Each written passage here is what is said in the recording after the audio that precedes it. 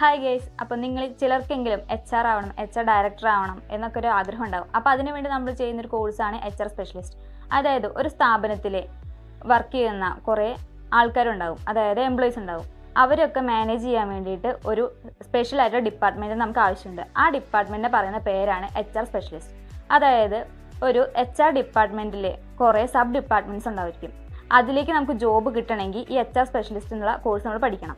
അതായത് ഇപ്പോൾ HR specialist പഠിക്കാൻ കഴിവുള്ള, അതായത് പഠിക്കാൻ പറ്റുന്ന കുട്ടികൾ എന്ന് പറയുന്നത് +2, അതായത് +2 പാസ്സായവർക്കും ഡിഗ്രി, ഡിപ്ലോമ ആ കോഴ്സുള്ളവർക്കൊക്കെ ഈ HR സ്പെഷ്യലിസ്റ്റ് പഠിക്കാൻ പറ്റും. അതുപോലെ HR സ്പെഷ്യലിസ്റ്റ് പഠിച്ചവർക്ക് മാത്രമേ ഈ HR ആയിട്ട് നമുക്ക് വർക്ക് ചെയ്യാൻ പറ്റത്തുള്ളൂ.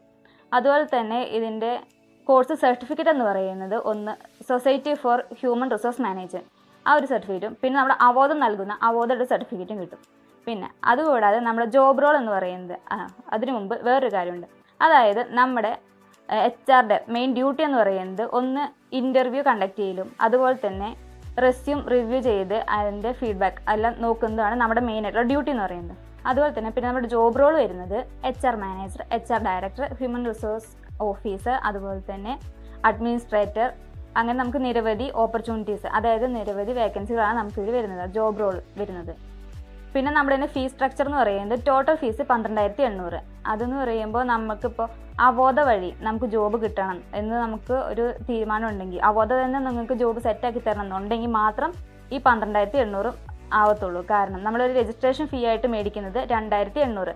ആ രജിസ്ട്രേഷൻ ഫീ ഉപയോഗിച്ച് നമുക്ക് ആദ്യം 3 മാസത്തെ കോഴ്സ് കംപ്ലീറ്റ് സർട്ടിഫിക്കറ്റും അതിനുശേഷം നമുക്കൊരു മോക്ക് ഇൻ്റർവ്യൂ സെക്ഷൻ ഉണ്ട്. ആ മോക്ക് ഇൻ്റർവ്യൂ കഴിഞ്ഞ് നമുക്ക് മോക്ക് ഇൻ്റർവ്യൂ സർട്ടിഫിക്കറ്റ് കിട്ടും. അതിനുശേഷം നമുക്കാണ് ഇൻറ്റേൺഷിപ്പ് പ്രൊവൈഡ് ചെയ്യുന്നത്. അത് 3 മാസത്തേക്കാണ്. ആ 3 മാസത്തെ ഇൻറ്റേൺഷിപ്പ് കഴിഞ്ഞാൽ എക്സ്പീരിയൻസ് സർട്ടിഫിക്കറ്റ്, നമുക്ക് 3 മാസത്തെ എക്സ്പീരിയൻസ് സർട്ടിഫിക്കറ്റ് കൈ കിട്ടും.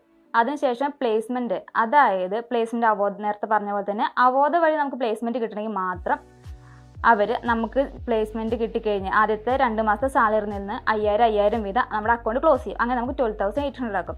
ഇനി അതല്ല, നിങ്ങൾക്ക് കോഴ്സ് മാത്രം മതി, കോഴ്സും എക്സ്പീരിയൻസ് സർട്ടിഫിക്കറ്റും മാത്രം മതി എങ്കിൽ 2,800 രൂപയ്ക്ക് അങ്ങനെ നമുക്ക് കോഴ്സ് കംപ്ലീറ്റ് ആക്കി എക്സ്പീരിയൻസ് സർട്ടിഫിക്കറ്റോടെ നമുക്ക് ഇവിടെ നിന്ന് ഇറങ്ങാം.